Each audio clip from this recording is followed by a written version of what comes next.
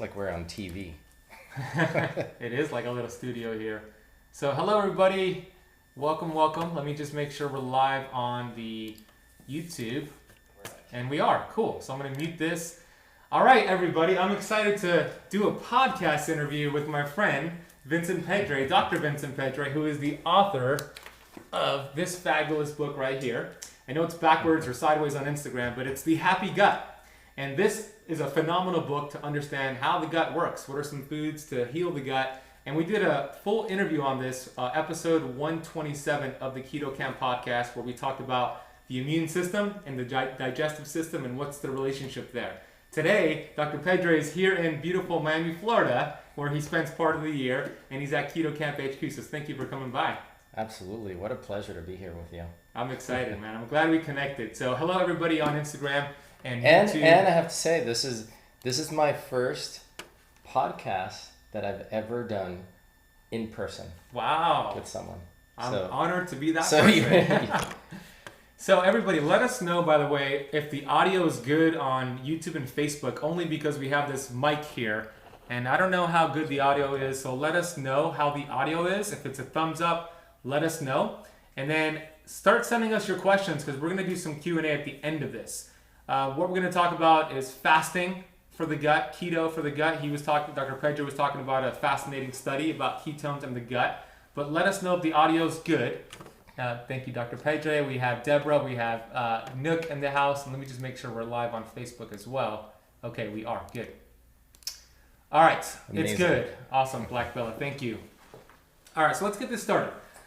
I would love to start with the problems that can happen, and I see it all the time, when you're eating too frequently. That standard American diet every 2 to 3 hours. What's the issue with that?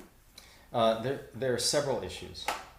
First of all, from the perspective of the gut, you're not giving your gut that time that it needs to rest in between meals.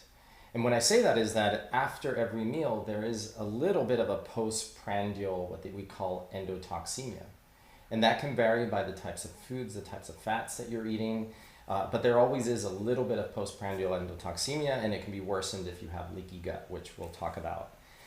When you don't eat, you reduce that endotoxemia. So you're giving space for the body to be able to do kind of its cleanup work, to reduce inflammation, to be able to rebalance itself. And we also know that when you eat excessively, we're eating too frequently in our modern lives. Even if you look historically at the number of meals that people ate 50 years ago compared to now, like it used to be, just 3 meals a day, and now it's like 5, 6 meals per day. You're not giving your body that time to allow your blood sugar to drop, to allow your insulin levels to drop, to allow that internal balance to happen that improves your sensitivity to a very important hormone, insulin. Now, interestingly, it's also related to the gut microbiome. So there is a circadian rhythm to your gut microbiome. And I've looked at studies with this where they see that there are different phyla or different groups of gut bugs that are active at different times of day. And they thrive by having a rhythm.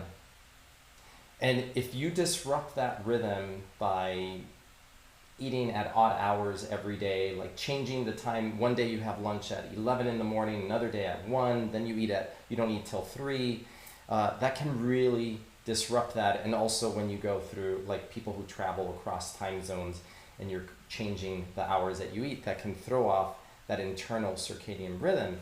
So when you're eating too many meals, you're not allowing that rest period that is necessary for the body to be able to hit kind of like the reset button in between.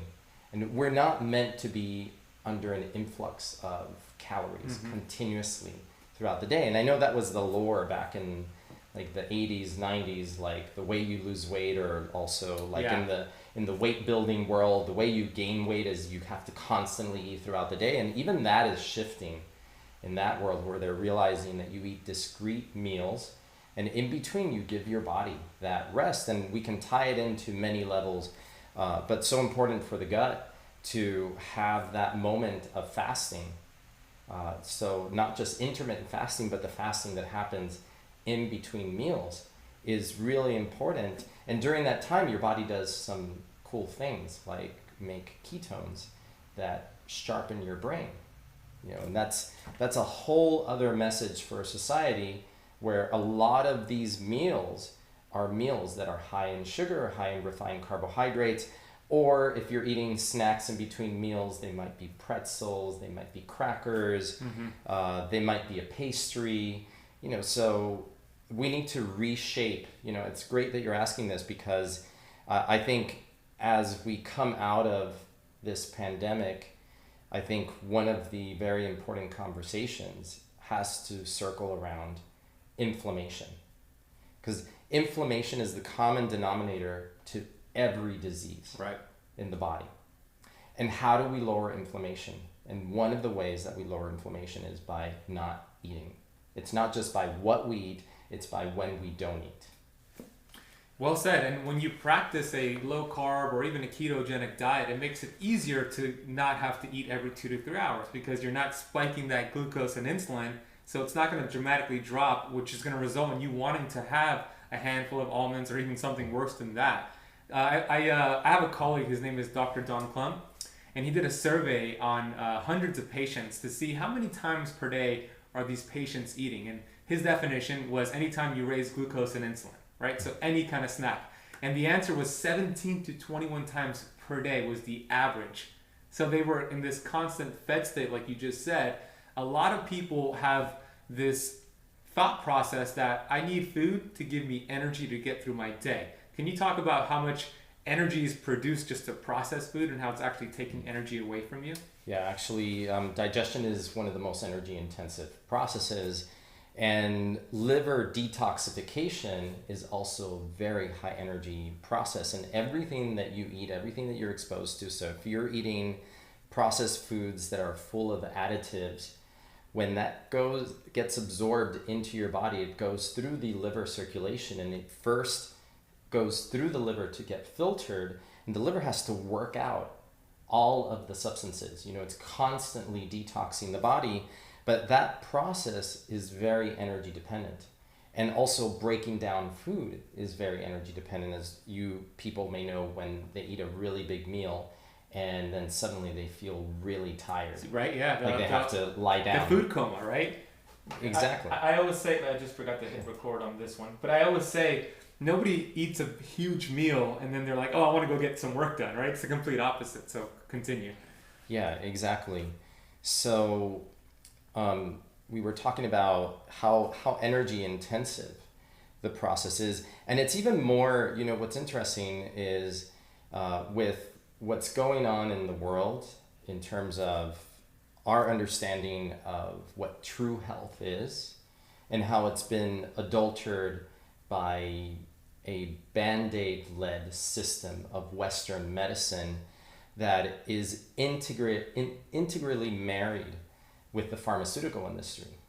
And when I say that, I'm not saying, there's pharmaceuticals that are life-saving. I use them with patients. Antibiotics can be life-saving. Right. But the thing is that our understanding of what creates true health is warped because of this Band-Aid approach to health.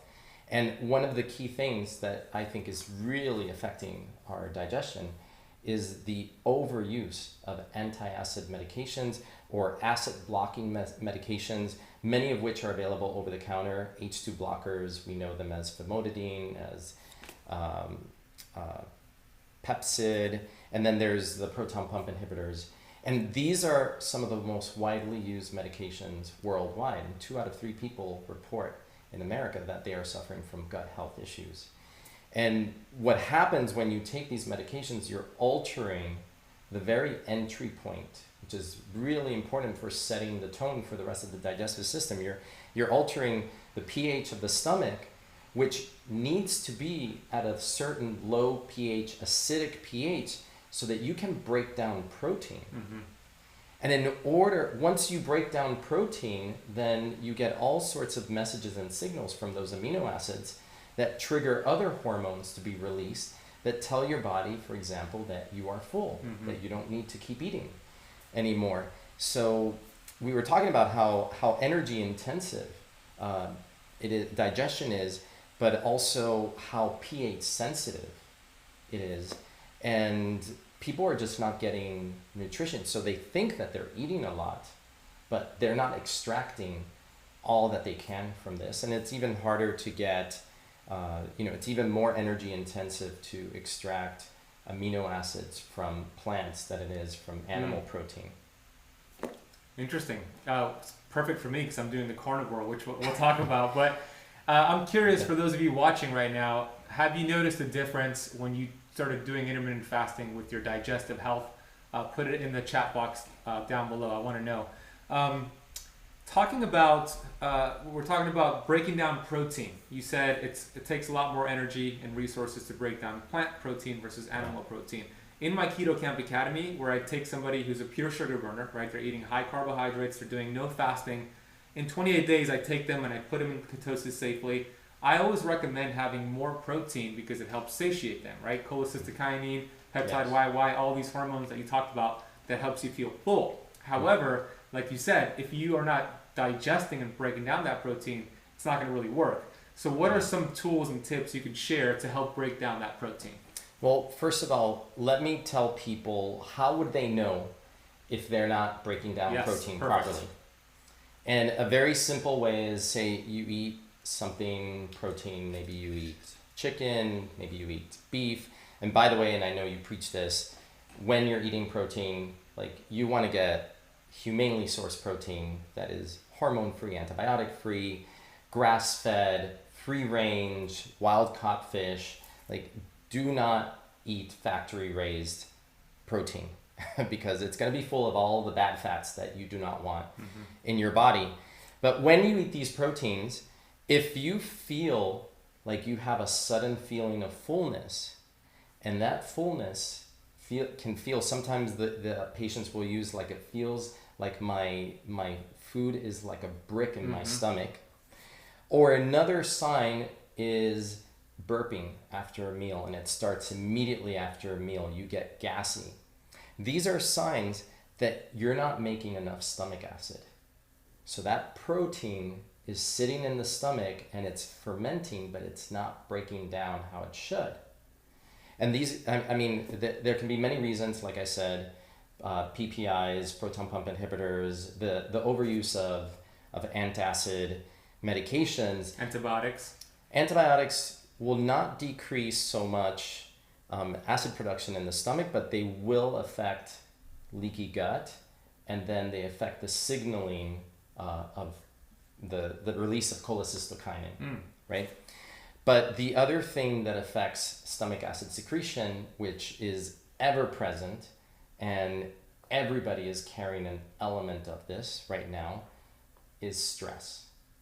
And stress, because it affects vagal nerve tone. And it's going to mess up with the signaling from the vagus nerve from the brain to the digestive system. And that signaling controls a whole bunch of things, including the secretion of enzymes, the control of stomach pH, and also the permeability of the gut is partially controlled by the vagus nerve. And we know this from people who have suffered head trauma, that within 30 minutes of a concussion injury where you are knocked out, like to the point where you're ending up in the hospital with head injury, within 30 minutes, gut permeability starts to increase. And you develop leaky gut and you get very inflamed. Interesting. Yeah. That's that vagus nerve that gut-brain connection, which you talk about in your book. By the way, I wanted to put the book back here so they could see it during the interview. So we talked about, let's stay on the topic of fasting and what fasting does to actually heal the gut and help with leaky gut. What is actually happening when your body actually finally takes a break? Your digestive system finally takes a break. What is the digestive system doing during a fast? Or even your entire body, but when you fast, it's almost like what happens after New Year's in Times Square, right? You had all this confetti fall and Times Square is a mess. That all the crowds leave. So imagine Times Square empty, and now the cleaners come, and they come to clean out all the graffiti, and they make everything look nice again. So when you're fasting, it's time for your gut to be able to repair itself. And we know the cellular turnover in the gut lining is very fast, and it requires certain nutrients to be able to function properly, especially one amino acid, L-glutamine. But it's during the time of fasting that your body is able to start to extract digestion, and it can go into autophagy.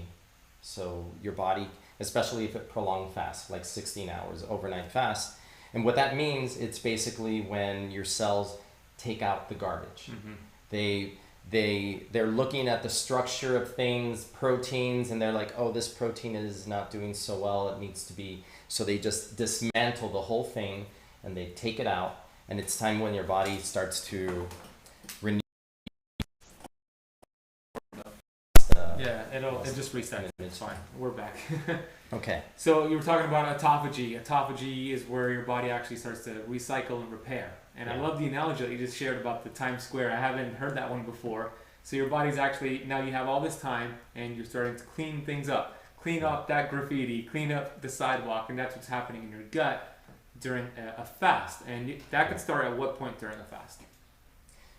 That can start within, that starts within at least 30 minutes, and that will go on for as long as you're fasting. So the longer the fast, the more the cleaning that's going on. And there has to be a rhythm to it, right? And it's interesting because everything in the body has a rhythm. Hormone secretion has a rhythm. Mm-hmm. Everything is meant to have kind of like a peak and a trough. And that's how the body can do all of its processes. And when you take away those rhythms from the bodies, we see people like, for example, whose circadian rhythms are reversed because they're staying up late.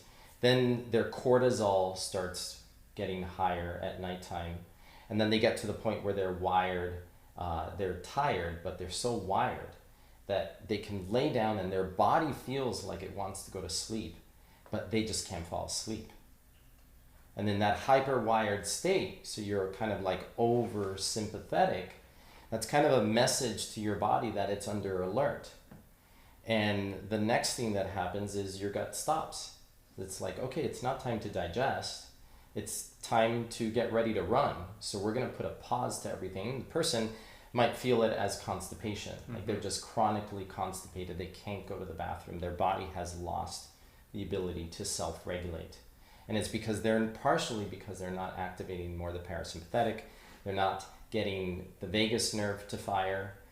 So I think it's not just fasting. It's so interesting that fasting has always been, if you look in history, fasting was connected to religions. Yeah. Right? Every religious group has some form of fasting. And it was part of a way to evolve mentally, like to evolve your awareness, your understanding of things, because during fasting, it's like hitting that pause.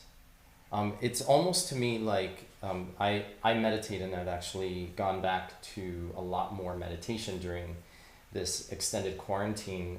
That's been one of the gifts of the quarantine is creating space for things that, and I don't know how other people feel. I wonder how they feel about that. But I found, and I've talked to a lot of friends about this, that they actually found that it created space for things in their life. But the reason I bring meditation into the picture is because when I meditate and I use the breath as part of that, I pause. I do breath holding at the peak of inhalation, and I do breath holds at the bottom, at once my lungs are empty. Mm-hmm. And sometimes I do box breathing, and I change that, and I do all sorts of breath holding. To me, the breath hold is the same as fasting for the gut or for the body, because it's that moment of stillness that allows for this expansion and this healing to happen when you connect to something greater than yourself.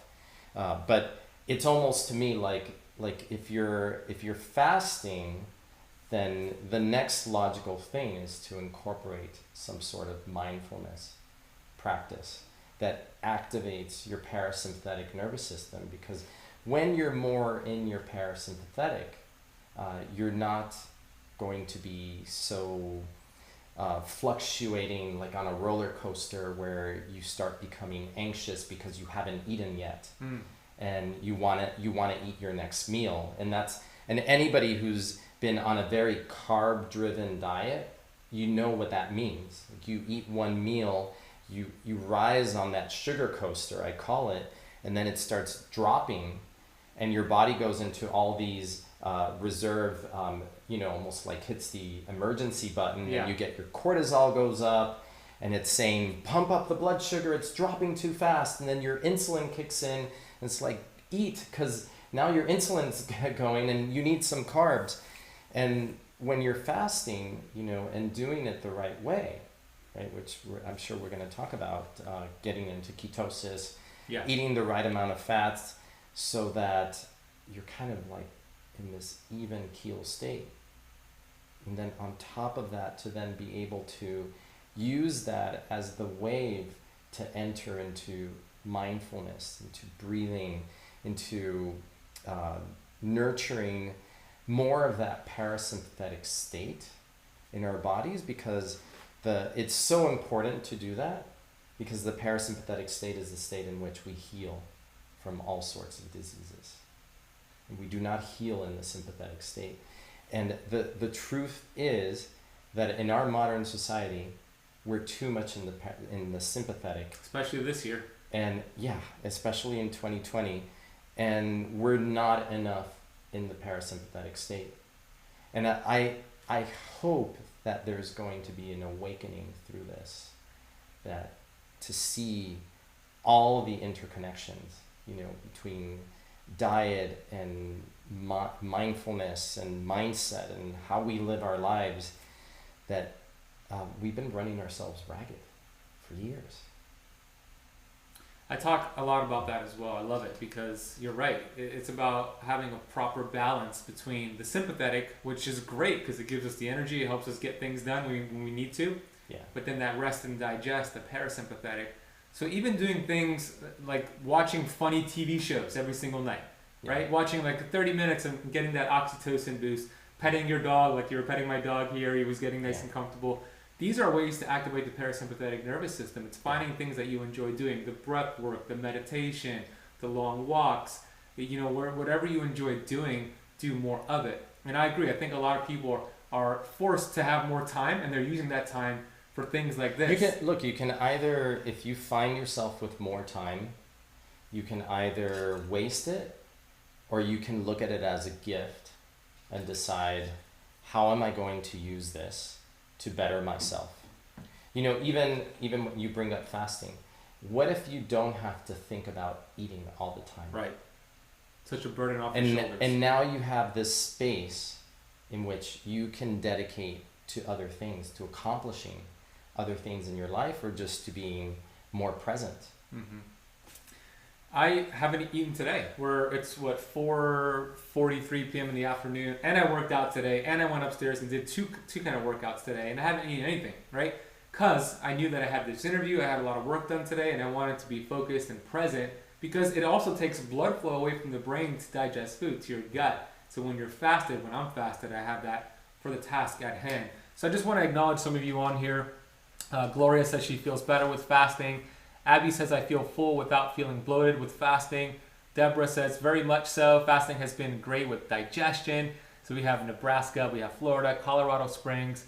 Maria says, meditation is great. Monica is in Florida as well. We're here in Miami, Florida. And Mona, who's in my Keto Kamp Academy, is checking in from Sydney, Australia. Oh, awesome. Thank you all so much for joining us today. We really appreciate that.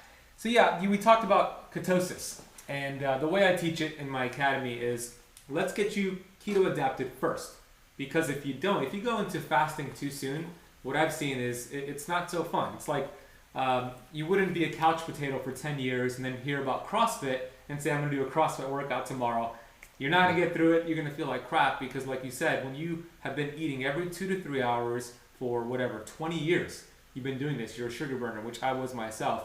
Yeah. and then you go and you say, I'm going to fast tomorrow until noon, the brain is going to send the body intense signals for sugar, for carbohydrates, because you don't have that flexibility to go from burning down your glycogen reserves to your fat stores. So it starts with doing some keto, and that's how I teach it. So what are the benefits of keto with combination of fasting for the gut? And then we'll get into that cell study that you mentioned earlier.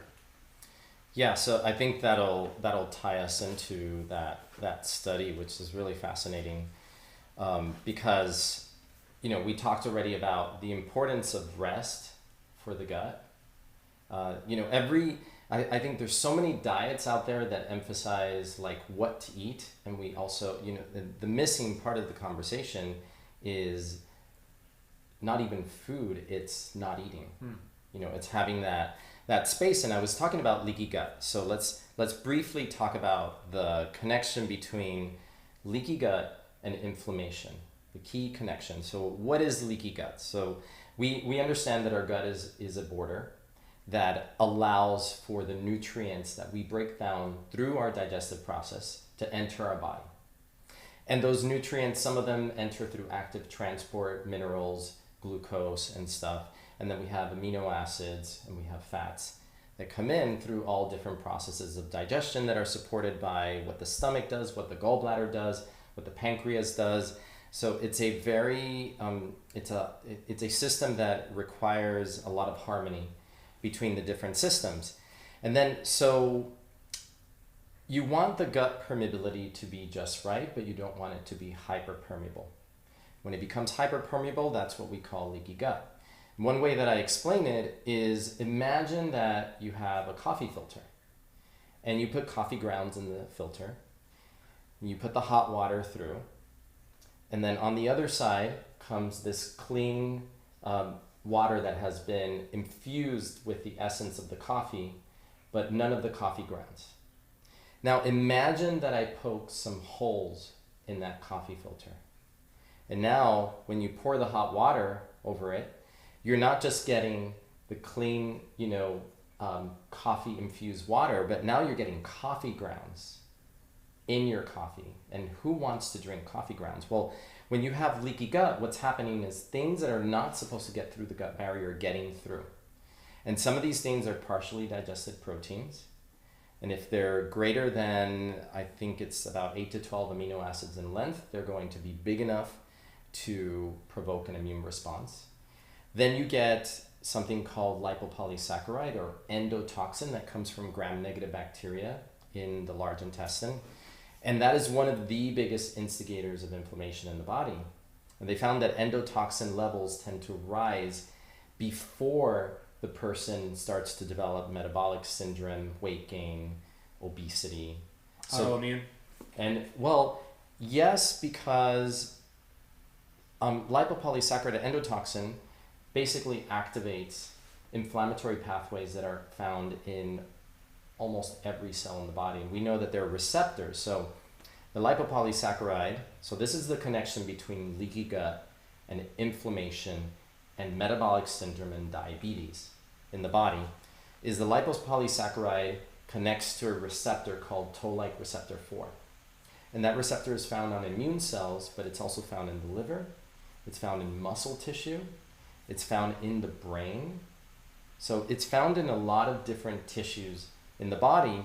And what happens when it binds to that toll-like receptor 4 is that it activates this whole cascade through a pathway called the NF-kappa B pathway. And that turns on all these inflammatory genes that get expressed inside the cell. So even your brain becomes inflamed. And thus the connection between a sad gut and depression and anxiety in the brain. It's not really a brain issue, it's a gut issue. The gut needs to be fixed, and then the brain can be fixed. You have a leaky gut. The other thing that gets leaky is the blood-brain barrier. So your brain becomes more susceptible to all sorts of toxins that come through the food. So now you've got, so let's build a typical scenario. You're a person eating the standard American diet. You're eating all sorts of carbs, processed foods, packaged foods. Every 2 to 3 hours. Yeah, maybe soda, And then you get an infection. You go to your doctor, they put you on antibiotics. The antibiotics heal the infection, but at the same time decimates your gut microbiome. Now you've created a trigger for your gut to become leaky. Now your gut becomes leaky, and then, I've seen this with people. You start gaining weight and you don't understand why. You haven't changed anything. You're exercising, you're eating the same, but you're eating the same inflammatory diet. It's now you have changed the environment in your body, so now it's even worse. Now add to that stress, alcohol, all the other things that we deal with, and all of those attack the gut, and they're like instigators of this leaky gut, which is a direct connection to inflammation in the body.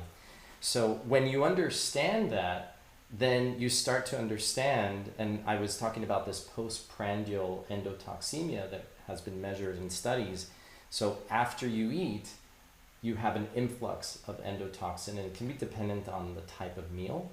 It would be really interesting, I know you're doing the carnivore diet, to measure your endotoxin levels pre and post meal to see, does it make a difference? Because I've been in lectures with one of the top functional cardiologists in the country, and he did some studies where he showed, and this goes against the carnivore diet, where if you gave somebody, and I don't know if they were, I don't remember if he was factoring for the type of meat, like well sourced or not. Right.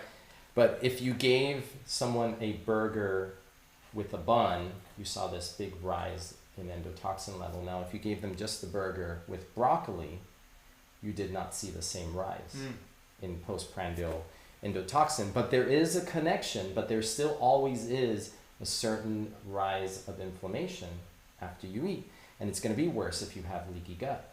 So healing leaky gut is a very important key part of anybody doing any of these diets. And one of the ways that you allow the gut to heal is by not eating, by just giving the gut the break that it needs. If it's constantly working, it's like it's so distracted that it doesn't have time to do the healing work. And I'm a prime example of this, because as a child, I was put on 1, 2, 3, possibly 4 rounds of antibiotics every year of my teenage years. Wow. And I was eating dairy, bread, wheat, all sorts of inflammatory. We had no concept of what was an inflammatory meat or how meat was raised when I was growing up in my family, and it just wasn't common knowledge. And so I was constantly sick. And it's the same idea. My gut was fighting a war continuously with all the foods, and I had leaky gut, and my immune system was so distracted that anything that came into my body through my nose, through my airway, through my throat, it didn't have the reserve. So I would get sick whenever somebody was sick around me. It's the same thing. So providing that space, allowing that space for the gut to heal, and also taking out, so the other element of this is taking out those inflammatory foods, which I know that you do, and that's part of what you preach, is so key and important, is like redefining our philosophy of what is the right thing to eat. Is it okay to eat a bag of potato chips? What does that do for you? Well, it doesn't do well for the gut, and it doesn't do well for inflammation. So speaking of those foods that are inflammatory, in my academy I talk about they're keto foods, but I tell the members to avoid them at least for 28 days. So dairy, pasteurized dairy, I tell them to get out of the diet. They could have raw grass-fed dairy, that's okay. Lectins, such as goji berries and eggplant and tomatoes, I have them get rid of that for 28 days. I have them get rid of actually spinach and almonds because they are higher in oxalates for 28 days, and legumes like peanuts and chickpeas. Anything else on that list that you would add just to maybe go 28 days without to see how your body reacts? You did say grains, right? Oh, and grains, correct. Okay. Yeah, that's definitely, that's okay. there because we're doing keto, so for sure. Yeah, just making sure. All grains, whole wheat, all that? Because people think that whole wheat is heart healthy and all that, but we're talking about that. That's included in there. Yeah, we know that speaking about leaky gut, that gluten is an activator of the signal within the gut that opens up those connections between the cells that line the gut, that those connections, which are called tight junctions, and they're quite complex because they're multi-protein complexes. But you can think of it as basically these Velcro-like connections that seal the gut. And gluten has been found to activate a molecule that controls the strength of that connection, almost like a dimmer switch, like dimming the lights, like you can make them brighter or dimmer. So gluten will cause the release of zonulin, which is that Sounds signal. like a superhero. I know, right? Yeah, but zonulin is not the superhero you want. It's like the evil He's actually it's the evil it's guy. the evil guy. It's the bad guy. And what happens is it loosens the connections between the cells. You get leaky gut. And they found that this happens regardless of whether you have celiac disease, which is about 2% of the population. If you're non-celiac gluten sensitive, like me, which is about 10% of the population, I would argue that it's probably more than 10% of the population. Or if you are normal, it did not matter if you were normal. You did not get the same degree of activation, but you did get some activation and causes a bit of a change in gut permeability. So yeah, wheat gluten would be another important one. Are there any hidden ones? I mean, you have a video on your YouTube channel, which there's a link down below on YouTube for all of his information in his book. It's all down below. You got to go check out Dr. Pedre. He's brilliant, as you can see and hear. What is this never eat this vegetable video? Oh, yeah. That's a catchy one, right? We're talking about corn. Corn is the source of a lot of hidden sugars. Corn is used to extract sugars that are used in a lot of other processed foods, like dextrose, maltodextrin, high fructose corn syrup, which was being placed in so many different drinks. But corn, especially in this country, is 95% genetically modified. A lot of it has been modified to be able to withstand the effects of glyphosate, which is a very powerful pesticide that is basically the way its mechanism of action is it chelates minerals. And what that means for everybody out there, what is chelation, basically means binding. So when you bind a mineral, you chelate it, you have just made it unavailable to the plant. And it uses that to starve weeds of minerals, so it kills off the weeds, and this plant has been made genetically robust to be able to withstand the effects of the pesticide. But what happens is, and what they found, is that because the plant is so resistant to pesticide, and yet the weeds are becoming more resistant too, that farmers will end up spraying 6 times the amount of glyphosate on plants than they would otherwise have sprayed if it wasn't genetically modified. Jeez. Not to mention the health effects of monoculture. We always talk about the diversity, the importance of diversity for the gut. And we fool ourselves to think that we are going to solve food problems by creating one plant. I mean, diversity is what creates robustness and resilience within the evolutionary world. That's why we don't have just one type of bird. We have a huge variety of birds. We have all types of plants. When I traveled to Peru, I was shocked to find out that there are over 100 different types of corn there.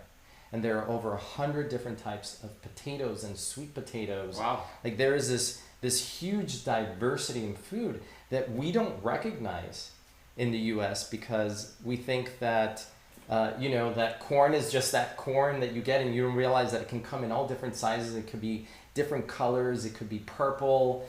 But that is the reason that particular food is that one vegetable that you should avoid. And of course, we could argue for that there are other ones too. Soy is another big one because it's genetically modified. And it turns out, I did not know this because you thought the U.S. is also a big exporter of soy. and for example, exports soy to South Korea, and you know how big soy is in Asian culture. So we're getting our genetically modified, pesticide-laden soy. Well, if 95% of it is, Yeah. and there's different types of genetic modifications. So there's another one that is called BT corn. Yeah. And BT stands for Bacillus thuringiensis, which is a bacteria that naturally grows in the soil, and it produces a toxin that the way it acts is it pokes holes in the digestive system of the insects.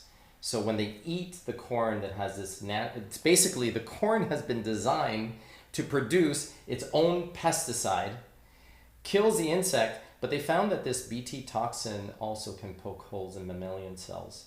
So it could trigger leaky gut as well. So, I mean, and the crazy and scary thing, I mean, we haven't been able to measure this stuff, but, you know, bacteria, one of the things that they're specialized in doing is just absorbing genetic material, and then it forms a little ring inside the bacteria and it just starts producing. I mean, we use bacteria sometimes to produce things for us because of that property that they have. Now, we don't know if this is happening, but it would be scary if a genetic modification in corn that can produce a toxin gets absorbed and then used by our gut bacteria, and then starts replicating inside our gut, and now you're producing that inside your own gut. I don't want to be the guinea pig for that. No.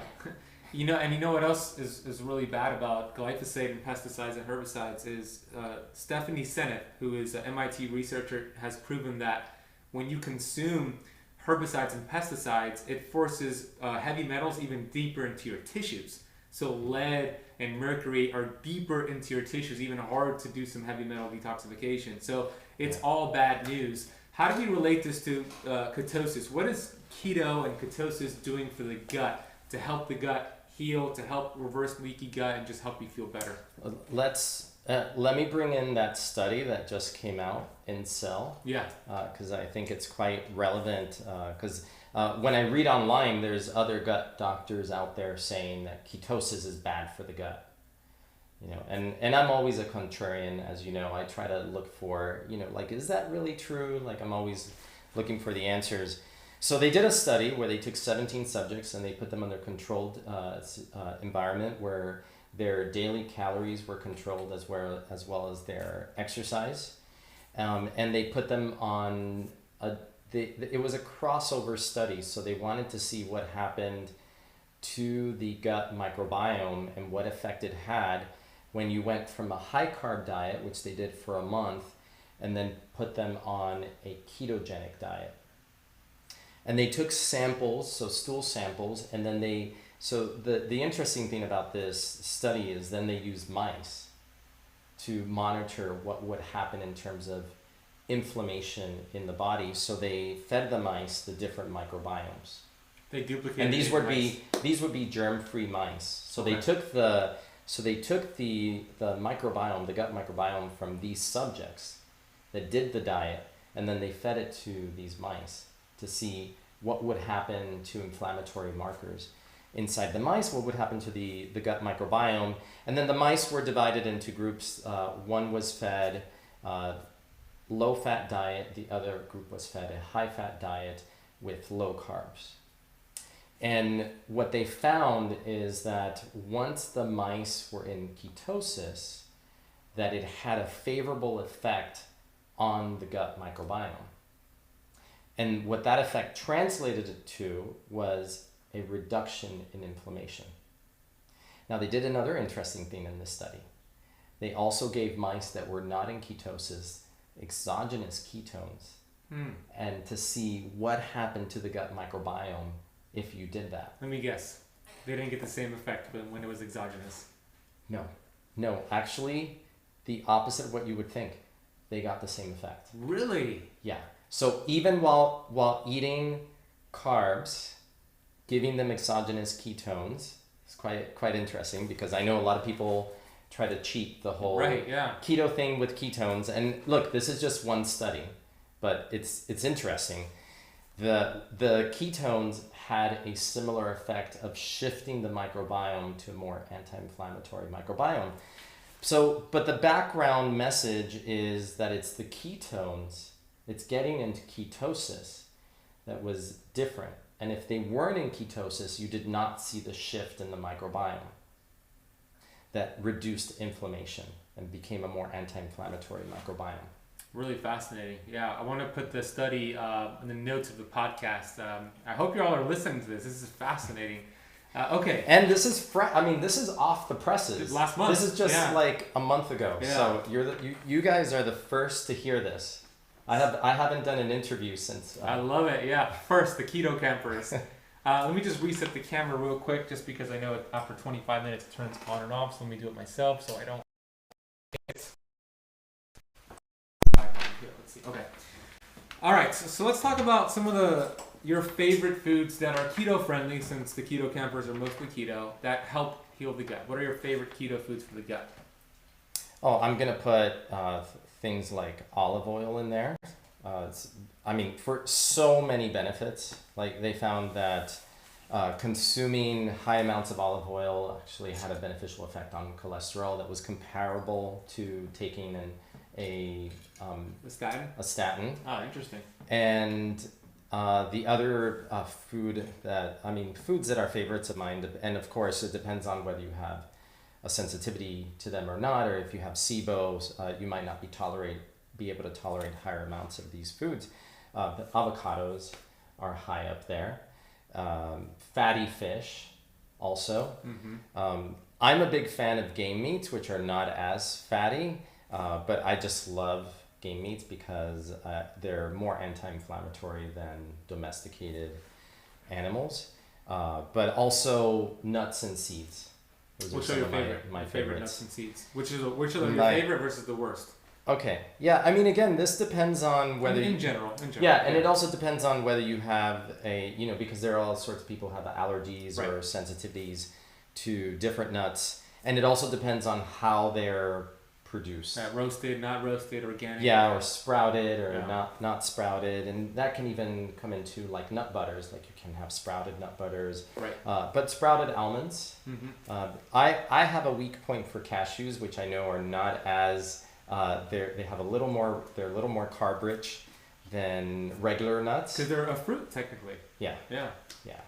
And hazelnuts. Mm-hmm. Also, I'm a big fan of hazelnuts. And I also love things like hemp seeds and ground up chia seeds. So these are the types of things that I will make in a smoothie when I'm making a smoothie sometimes in the morning. And then I won't eat for like 4 or 5 hours. So I probably won't eat again until like 1 or 2. Awesome. I want to talk about my carnivore experiment. Before I do, because we're live streaming this, and I would love for you all on YouTube. I know there's 67 of you live with us right now, and many of you are going to be watching the replay. What are some questions you have for Dr. Pedre? We're going to spend the last 10 or so minutes at the end of this interview to answer some of your questions. So start sending them in the chat box, and we'll get to them. But I want to talk about carnivore. I decided to do with some of the members of my academy, the month of June is carnivore. We're just having animal products, no fruit, no plants, no vegetables. The first 7 days, I was kind of up and down with my energy levels. I was making that transition. After day 5, felt so much better. On day 7, I started to incorporate eggs, cheese, and a little bit of some honey. Okay, and it made a big difference for my workout. But for me, I have Raynaud's, which is autoimmune, and because most of my life I was not healthy, so I have Raynaud's autoimmune. My hands are really cold, or when I eat a meal, they're really hot to the point where they get inflamed, where I have to kind of remove my finger off and put it here because they get so hot. And what has been happening before I went carnivore is that every time I would eat a meal, I would get that effect where my hands would get really inflamed. It would happen every single day since like last October. So when I went carnivore, I actually had 1 flare-up this past Saturday. So that's it out of 22 days. So my question to you is this. I think, and you could kind of give me your feedback, my thought process is when I'm eating the vegetables, when I'm eating the fruit, it's creating an insulin response. And that insulin is stimulating my immune system. And for me, it's resulting in the inflamed fingers. Now that I'm doing carnivore, I'm not really getting a glucose or insulin response. I'm having just protein and fat, and I'm not getting that response. Can I ask you a question though? Yeah. Because I know there's different ways you could do carnivore. So my question is, are you incorporating organ meats in your carnivore? I'm supplementing with it, yeah. Okay. Yeah, because I think that's important, because then you're getting a broad spectrum of essential minerals by doing that. You're right. That the right way to do it is nose to tail. I just don't like to. I can't really stomach all that stuff. So I'm eating some. I also ask because I don't know that I could eat hard and eat liver. So I ordered from U.S. Wellness Meats, right? So we got this huge order, me and my girlfriend, of chicken hearts the other day, and we just feasted on chicken hearts. So I'm okay with that, but liver and all that, I get it from supplementation. So every day I am supplementing with it. I'm doing it at a good dose. So yeah, technically I am getting all the minerals in that. I'm going to present that there is possibly another backdoor reason. Yeah, I want to hear it. Why? Tell me. And I think it's because you get butyrate production from being on a carnivore diet, which we always argue that you need to be eating starchy, fiber-rich carbs. Right. Because those fibers, which are resistant starches, get processed by your gut microbiome and produce butyrate. Right. And we know that butyrate is a very potent regulator of inflammation in the body. It's a powerful anti-inflammatory, but also controls insulin sensitivity and improves insulin sensitivity, lowers insulin levels. So I wonder if partly you're getting such an influx of butyrate from a carnivore diet, and I don't know. I need to do more research on it. Yeah. And see, because it goes against, in many ways, it's like, okay, but we always teach like we should be plant-based, and for me, plant-based, I'm not vegan or vegetarian. It just means it's plant-based with meat. Right. Yeah, and I think that is partly the argument in a lot of the camps why when they think of a ketogenic diet, they're thinking like very high fat and no vegetables, and that they say, well, that's very inflammatory for the body. So it'll be interesting to see what your blood tests show before and after. And we were talking, so maybe the next time you do this, you'll do a pre and post gut microbiome test to see what shifts happen in the microbiome. And obviously when you're doing carnivore, which is keto, you're also eating well-sourced meats. Right. Yeah. Right. So I think there might be a backdoor to it. It's not just the not eating something, it's that you're producing butyrate through a different mechanism. Yeah, it's an interesting thought process, and I'll be curious to see my blood work as well.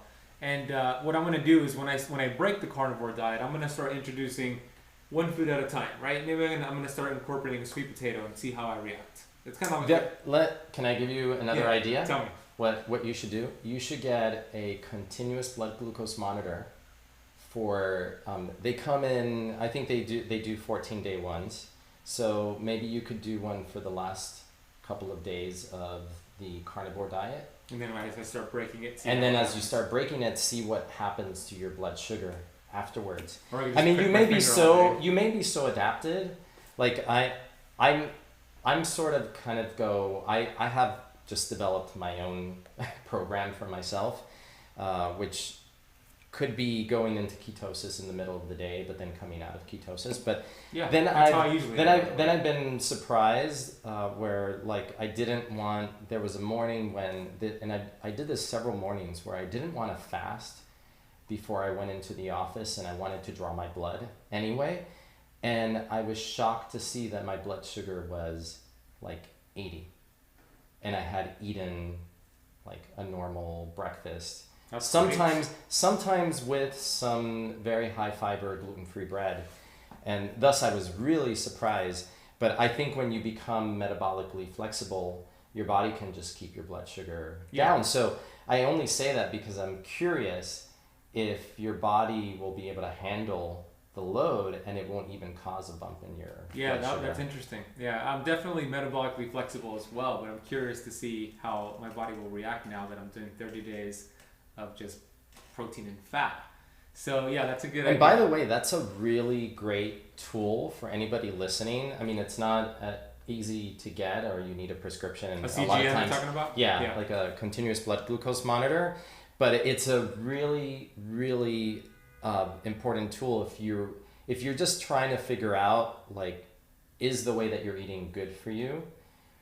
That is good, hard data. You can argue with anything else, but you can't argue with data when you see what your blood sugar is when you do certain things. Or you might even realize that your blood sugar rises towards the end of the day because you're really highly stressed at work. I was going to make that point exactly. What just all negative all thought the would do factors to your blood sugar. Yeah, exactly.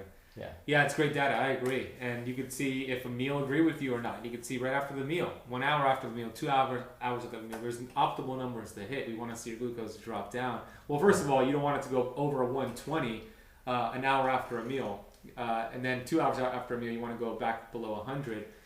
Is the optimal ranges. I will say, actually, I wanted to tell you that. So pre-quarantine, I was traveling a lot and managing a lot of things, and I had kind of, and in the winter is usually kind of tougher for me, so I had succumbed to some of my cravings, like 10 p.m. cravings. And then I went into quarantine and decided, you know what, I'm going to start intermittent fasting, and I'm going to go for, since I'm not doing it, my first goal was, let me get to 12 hours.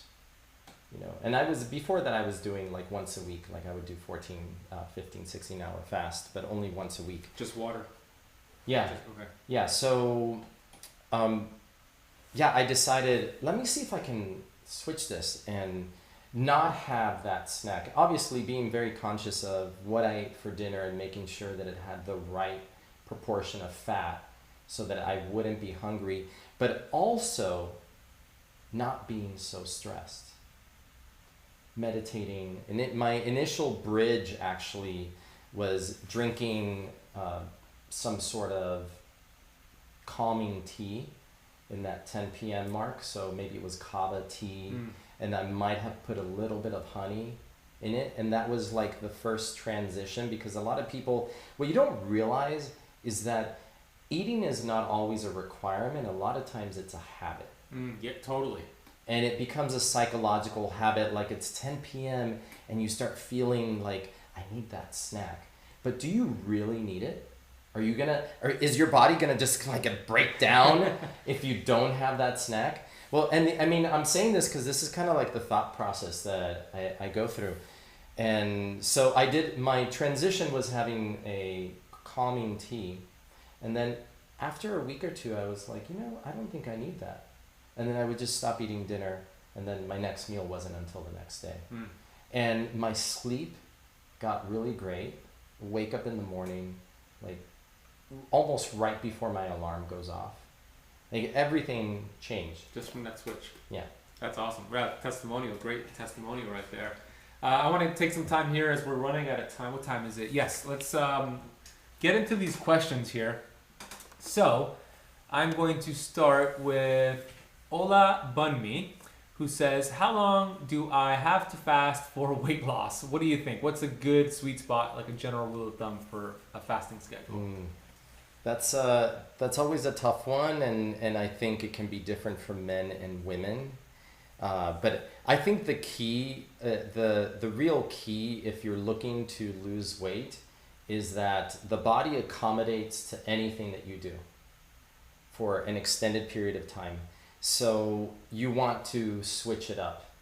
And maybe you're doing a 12-hour fast one day, then the next day you do a 14-hour fast. Maybe you're going to a 16-hour fast, and you keep switching it up. The same way that you're not going to do the same workout all the time, because if you do, your body gets used to it, and you're not going to keep building muscle. You've got to keep shaking it up, and the same thing with your diet. Yeah, I love that analogy. I give it all the time. When you look at a good personal trainer or a good coach, they're always changing up the client's workout to keep the body, keep that client to get results, continue to get results. So there you go. And I would also add to that, focus on health. Focus on the foods that we're talking about that heal the gut, reducing inflammation. And as you do so, and you find that sweet spot for your fasting schedule, as you do so, then the body will lose weight as a side effect. As we lost the Instagram to We go for an hour. Yeah, it only goes for an hour, right? Okay. So let's see, Keto Campers. We have some more questions. Margie wants. That's a good one. Okay, let's do Margie and then we'll get to that one. Margie says, "What's the best plan to relieve constipation?" Ooh, yeah, that's always a tough one, because that is connected to the balance of sympathetic, parasympathetic, like we were talking about. And for women, that can be really tough because of estrogen dominance, and that tends to cause more constipation. But things like a lot of the tools I use are magnesium, like magnesium citrate, exercise, getting out and doing cardio exercise.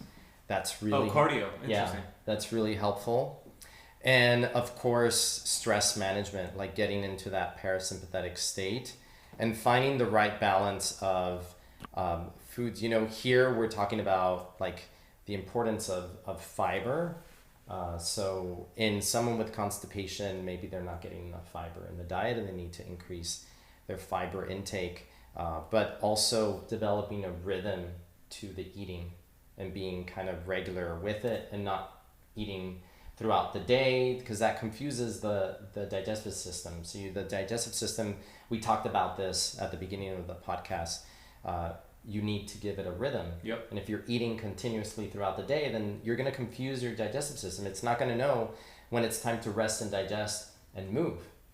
It's constantly going to be in a receiving mode where it's like, okay, we've got to we're not work designed on that this. way. No.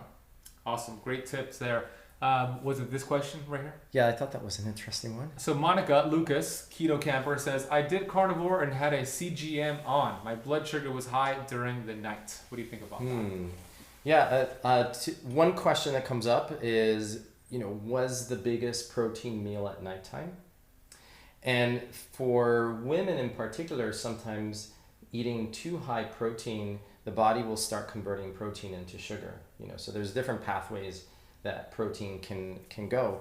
So I wonder if that's what was happening with her, and maybe she was eating. Maybe for your particular makeup and body, you're not supposed to eat too high protein all at once because it will be moved into sugar production. Yeah, maybe you were not even breaking down the protein properly, like we talked about. So are there some things she could take to help break down protein?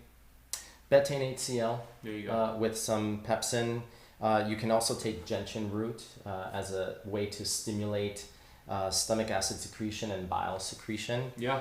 So there's different, you can take digestive bitters as well. You can even just very simply just put some apple cider vinegar, tablespoon of apple cider vinegar in a cup of water and drink that before a meal. So there's different hacks to improving stomach acid secretion and digesting protein better. Yeah, there's also, just by smelling rosemary, thyme, and I think it's oregano, it stimulates those stomach acids and bile production just by smelling it. So if you have essential oils, or if you don't have to consume it. But and then putting some lemons and limes on your protein. I know that's not carnivore, but that could also help you break it down. Yeah, even just putting some acid. Yeah, exactly. Okay, let's get to another question here. Okay, so NRC for Christ says, "Is it good to have a daily intake of homemade raw goat's milk kefir? It helps digestions big time." Any comments? Yeah, I mean, this is on an individual basis, right? So one thing that I teach people is to develop an inner intuition, to really tune into their own wisdom around what are the right foods for them and what are the wrong foods for them. Because raw goat's milk kefir may be good for you, but it may not be so good for the next person. And it falls within, people don't have as high reactions. So the most reactive, the most antigenic type of food is pasteurized dairy, cow's dairy. Goat's milk falls lower down in that category, and I'm sure you know the answer to this. Which, A1, A2, is that what you're referring to? Because the A2 difference, because goat's milk is more similar, the casein is more similar to human casein. But it's very similar to breast milk, right? Yes. Yeah. But the one that is most similar, you probably know this, which Camel?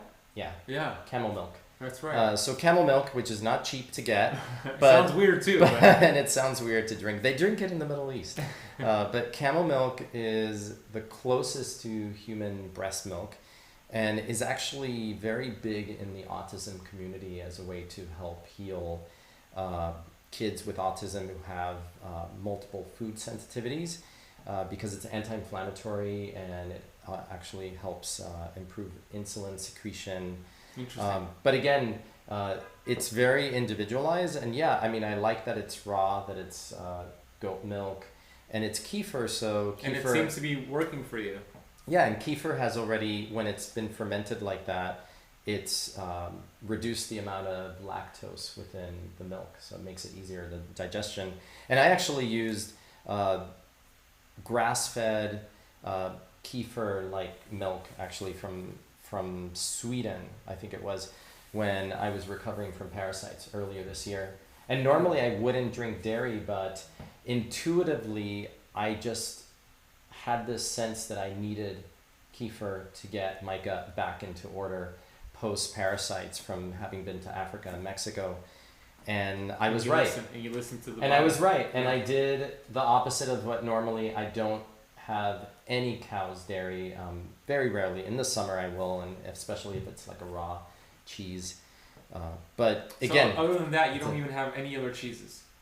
not during the fall, winter, spring. Yeah. So I have a seasonal Interesting. diet. So I'll eat dairy now in the summer months, but it'll mostly be like goat's milk, sheep's milk, cheeses, and not really cow's dairy. And then I cut all dairy out almost completely in the winter, fall, winter, spring. And what I found by doing that seasonality in the diet, and I've done this with patients, is that I don't even know that spring allergies are happening unless there is a really high pollen count and I feel it in my eyes. That's the only, I don't get the respiratory stuff. That's huge right there. And I love that you just you teach your patients and yourself to have this intuition with the body, because Yeah, and that, but also to realize that there is some flexibility within the dogma. You know, not to say, well, I never eat cheese. Well, I love cheese, so I wanted to figure out, is there a time of year when I can enjoy it? And it's now in the summer months. But I think it's it's important to really understand your body, take the information that's out there and use it as a guide, but then understand that there will be some individuality to the way that you guide your diet, and the only way to know that is by tuning into yourself. Yeah, that's a fair point. I'd love to close on that, because a lot of the information we share, it's very difficult for us to give you the exact specific requirements that you need as a biochemical individual. So we're sharing with you some of the research, some of our experience, some of the general rules to follow, and then you start experimenting and see what works for you. And it could be completely opposite from one of the things that are working for Dr. Pedre or for myself. So I love that you shared that. Before I give you an opportunity here to share a little bit more about where they could find you, I would love for you all here on YouTube and Facebook to put in the chat box what was your biggest takeaway from today's interview. And I would also like for you to share with them where they could find your work and some of the things that you're doing right now. You can find me on Facebook, Dr. Vincent Pedre. I do a Facebook Live every week, Saturday mornings at 10:30 in the morning. You can also find me on Instagram. I'm very active there. I know you see me there at Dr. Pedre. And you can check out more about Happy Gut and the different programs that we have by going to happygutlife.com. Go check out his book. Go listen to episode 127 of the Keto Kamp podcast, where he first came on the podcast. Now this is the second time in just a few months. I love it. This time it's in person.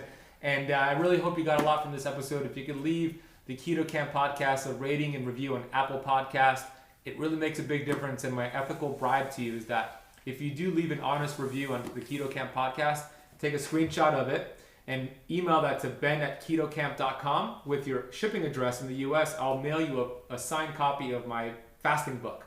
So that is the ethical bribe for you to leave an honest rating and review. And you have a podcast coming up. Do you want to give it a quick mention or not yet? It's gonna be tune in the fall of 2020. We're gonna be launching the Gut Smart podcast. Gut Smart. So stay tuned for that. And Dr. Pedre, thank you so much for your time today, brother. I appreciate you. Absolutely, man.